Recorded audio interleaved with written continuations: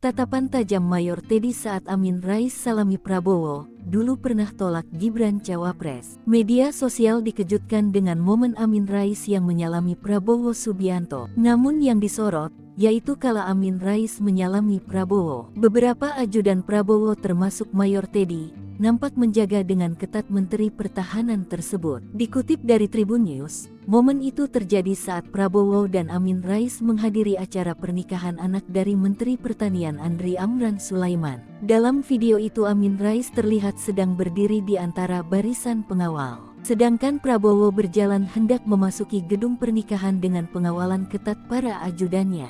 Mayor Teddy yang berjalan di depan Prabowo langsung menghentikan langkahnya saat Amin Rais menjulurkan tangan kepada Prabowo. Pandangan Mayor Teddy langsung mengarah tajam ke Amin Rais. Mayor Teddy terus mengawasi dengan seksama saat Prabowo bersalaman dengan Amin Rais. Sedangkan pengawal yang berada di antara Prabowo dan Amin Rais sigap memajukan tangannya dengan sopan. Pengawal Prabowo itu berusaha menghalangi dengan sopan agar Amin Rais tidak terlalu mendekat. Momen salaman itu terjadi hanya beberapa detik. Amin Rais terlihat senyum sumringah saat Prabowo menerima jabatan tangannya.